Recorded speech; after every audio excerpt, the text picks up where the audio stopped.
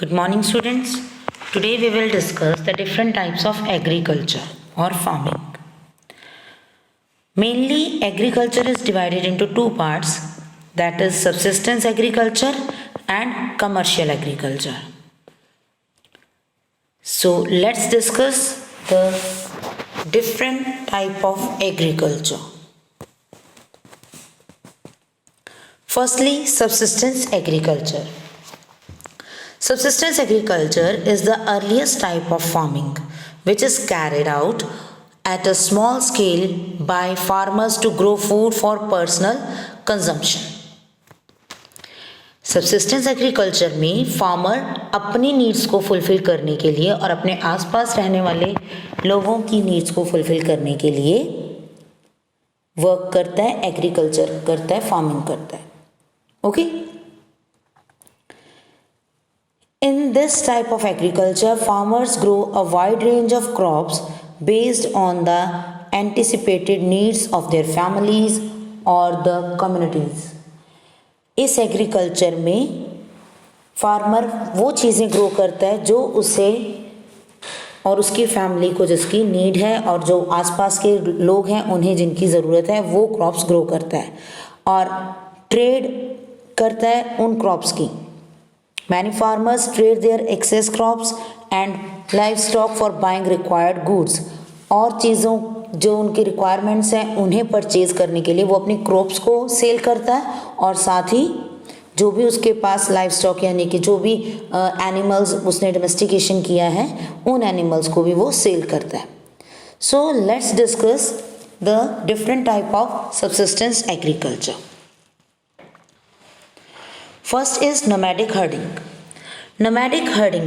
Who are nomads? Nomads are the people who migrate with their animals in search of food. जो एक जगह से दूसरी जगह पर मूवमेंट करते रहते हैं फूड की सर्च में. Okay. They rear cattle, sheep, goats, camel and yak for milk, skin and meat. Okay. Mostly those people move from one place to another in search of food and rear different animals like cattle, sheep, goats, camel, yaks for milk, skin, meat and wool. Okay. In India, Bhotiyas or Gujjars are the nomadic tribes of Himalayas. India में nomadic tribes कौन से हैं? भोटियाज और गुज्जर. ठीक है, ये हिमालयाज में रहने वाले नोमैडिक ट्राइब्स हैं. The second type of agriculture is shifting agriculture. As the name shows, in this agriculture farmer shift from one place to another. And why he shifted his place? As the soil loses its fertility, he shifted his land और place of growing crops from one to another. जैसे ही एक place की soil की fertility कम हो जाती है तो फार्मर उस प्लेस को छोड़ देता है और दूसरे प्लेस पर शिफ्ट हो जाता है. ठीक है. People cultivate with tools and the पर एकड़ यील्ड इज लो. लोग इसमें जो इन्वॉल्व हैं वो सिंपल टूल्स को यूज़ करते हैं. ठीक है. बहुत सिंपल टूल्स जैसे ओल्डन टाइम पीरियड में यूज़ करते थे प्लोशेयर और बुलॉक्स को, तो सेम कि वो ओल्डन टूल्स को यूज़ कर रहे हैं, सिंपल टूल्स को यूज़ कर रहे हैं और पर हेक्टेयर यील्ड यानी कि जो ग्रोथ है क्रॉप्स की, जो प्रोडक्शन है वो कम है. Okay. This agriculture is also called slash and burn agriculture as the forest would cut for these type of agriculture. इस तरह के एग्रीकल्चर से फॉरेस्ट को कट किया जाता है और बर्न कर दिया जाता है एंड देन वहाँ पर एग्रीकल्चर वर्क स्टार्ट किया जाता है. Okay. And the same process would repeat when they move to another area. ठीक है. In India, in Bihar, India में बिहार में this type of agriculture is known as jhuming इसे झूमिंग कहा जाता है। बिहार में, मिजोरम में, इन एरियाज में शिफ्टिंग एग्रीकल्चर को झूमिंग भी कहा जाता है। Okay, and what type of crops grow there? Crops like cassava, maize, sweet potato and tapioca are grown in this type of farming. The next is intensive subsistence agriculture. Now in intensive subsistence agriculture, high output is there. ठीक है, अच्छा output मिलता है per unit land से। Peasants are so peasants जो हैं वो बहुत ज़्यादा वर्क करते हैं और वो लैंड हंग्री होते हैं। Peasants are so land hungry that every bit of tillable land is utilized for agriculture. वो छोटे से छोटे लैंड को भी एग्रीकल्चर वर्क के लिए यूज कर लेते हैं।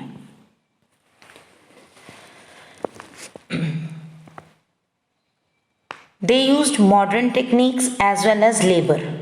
वो ओल्डन मशीन्स के साथ साथ मॉडर्न मशीन्स को भी यूज करते हैं। Okay, and intensive agriculture has registered a significant improvement due to mechanization and use of improved seeds and fertilizers. बहुत ज़्यादा इम्प्रूव्ड सीड्स को यूज़ करना स्टार्ट कर दिया है, मैकेनिज्म यूज़ होना स्टार्ट हो गया है, ठीक है, और मशीन्स को यूज़ करना स्टार्ट कर दिया उन्होंने, फर्टिलाइजर्स यूज़ कर रहे हैं। ओके, सो इसके साथ ही उनका जो क्रॉप्स हैं वो ज़्यादा ग्रो होना स्टार्ट हो गई हैं, उनकी ग्रोथ ज़्यादा होती है, उनकी प्रोडक्शन ज़्यादा होती है। Okay, there is intensive use of land, multiple cropping, heavy use of manual labor, but a little use of farm machinery and variety of manures and fertilizers.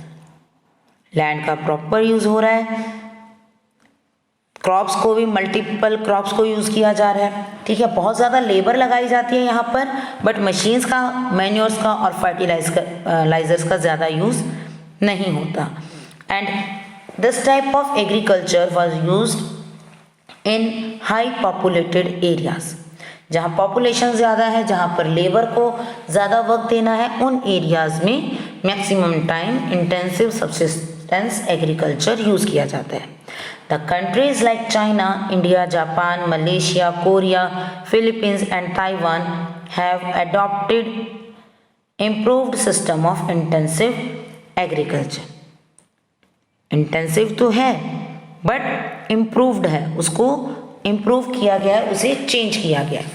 Okay, so these are the subsistence type of agriculture: nomadic herding, shifting agriculture and intensive subsistence agriculture.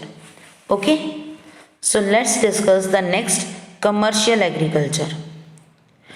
Commercial agriculture is done on a very large scale with the purpose of selling produce in market to make profit.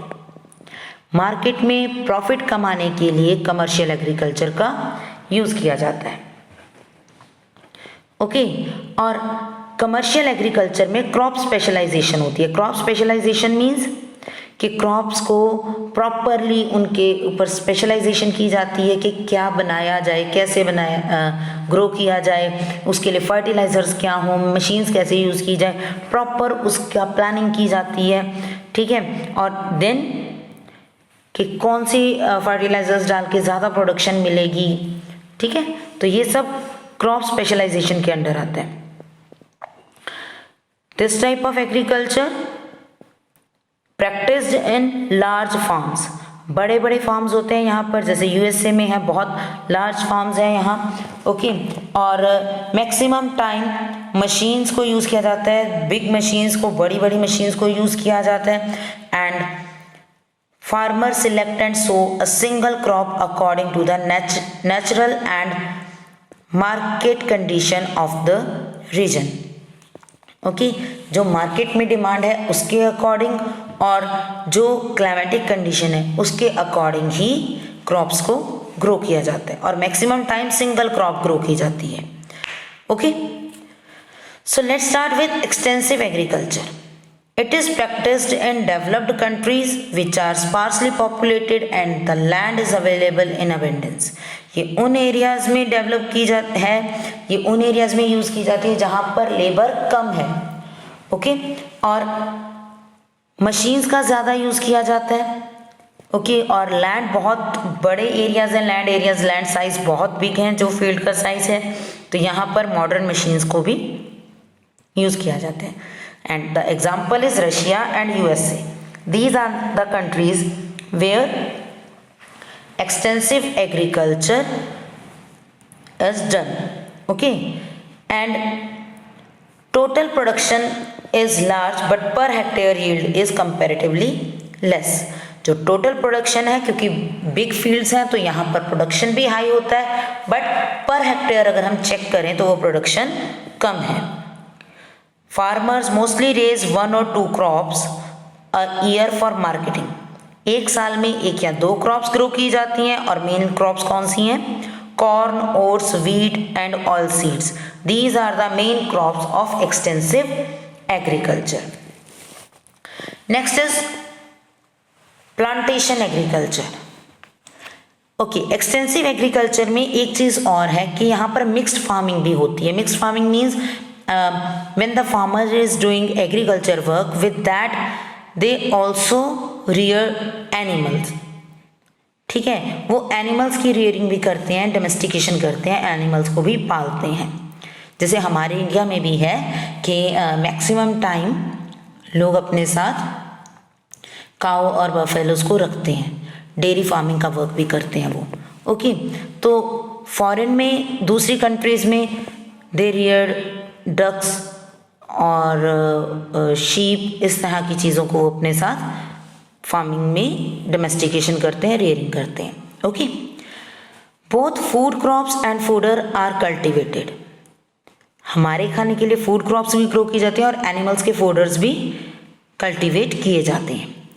This gives a boost to the income of the farmers. It is common in Argentina, eastern USA, New Zealand, South Africa, South East Asia, including India. India में भी mixed farming की जाती है। Okay, next is plantation agriculture. Plantation agriculture is a large farm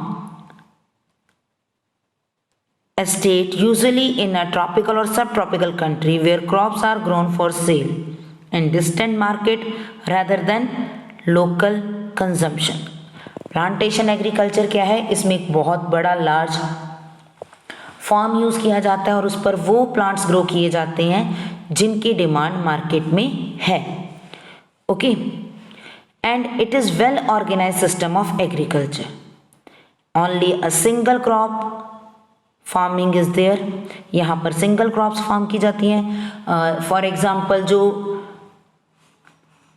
चाय के बागान हैं, ठीक है, fields where they grow tea, तो टी का प्लांट एक बार लगाया जाता है, उसे हर साल नहीं ग्रो किया जाता। जैसे हम व्हीट और राइस ग्रो करते हैं every year and after every 6 months, तो ऐसा नहीं होता टी प्लांटेशन में। टी प्लांटेशन में once they just plant a seed, एक सीड को सो करते हैं और एक प्लांट को ग्रो करते हैं वहाँ पर, टी प्लांट को, और उसी टी प्लांट की जो लीव्स हैं उन्हें कलेक्ट करके वो टी को प्रोड्यूस करते हैं। ओके, तो टी प्लांटेशन में वो क्या कर रहे हैं? They just grow a single crop, एक सिंगल क्रॉप की फार्मिंग हो रही है। Okay, and it requires huge capital investment. बहुत ज़्यादा पैसे की ज़रूरत है, साइंटिफिक मैथड्स की ज़रूरत है। ओके, ट्रांसपोर्ट फैसिलिटी चाहिए, efficient management and skilled labour, but it must be of low cost. ठीक है, बहुत ज़्यादा लेबर चाहिए होती है, बट वो लेबर लो कॉस्ट की हो, तभी हम उसे वर्क दे सकते हैं। Okay, and plantation agriculture practice in hot and humid regions of the world. पूरे वर्ल्ड में हॉट और ह्यूमिड रीजन्स में ही प्लांटेशन एग्रीकल्चर होता है and it includes coffee, rubber and tea plantation. Okay, most of the processing work is done at the plantation site itself. जैसे tea leave से tea बनाना, तो ये वर्क वहीं पर जो उन्होंने इंडस्ट्रीज इस्टेब्लिश की हैं उन्हीं में ये काम किया जाता है. Okay, next is livestock wrenching. Livestock wrenching means it means there must be a farm where animals are reared. ठीक है, बहुत बड़े ग्रेजिंग फार्म के पास एनिमल रियरिंग की जाती है एंड वहाँ की जाती है where the soil is poor to grow crops, जहाँ की सॉइल क्रॉप्स ग्रो करने के लिए पुअर है और पॉपुलेशन भी कम है, उन एरियाज में लाइवस्टॉक रेंचिंग की जाती है. Okay, and these areas are grassland of America, South Africa, Australia and New Zealand. Okay, the ranches are usually fenced with barbed wires. Ranches area है जहाँ पर उन्हें रखा जा रहा है और उसके आसपास वायरिंग की जाती है. And major type of livestock are sheep, cattle, goat and horse. और ये किस लिए हम यूज़ करते हैं, इनको रियर करते हैं? फॉर मीट, फॉर वूल, ठीक है, और स्किन, इन सब चीज़ों के लिए हम sheep, cattle, goats and horses को डोमेस्टिकेशन करते हैं, उन्हें पालते हैं. Okay, next is dairy farming. It is specialised form of agriculture for the large scale production of milk. बहुत ज़्यादा मिल्क प्रोडक्शन करने के लिए डेयरी फार्मिंग यूज़ की जाती है. It is a labour intensive activity. World wide India is the largest milk producer. पूरे world में सबसे ज़्यादा मिल्क इंडिया से जाता है, but New Zealand is the largest cow milk producer. New Zealand से काउ मिल्क प्रोड्यूस किया जाता है सबसे ज़्यादा. ठीक है, इंडिया में तो काउ और बफेलो दोनों का मिल्क होता है, बट न्यूजीलैंड में सबसे ज़्यादा काउ मिल्क एक्सपोर्ट किया जाता है. ठीक है, so this is about the types of agriculture. Clear? Commercial agriculture में हमने रीड किया extensive agriculture, plantation agriculture, livestock ranching and dairy farming. And on the other hand we have read in subsistence agriculture, nomadic herding, shifting agriculture and intensive subsistence agriculture. Okay, so that's it for today. Thank you and have a nice day.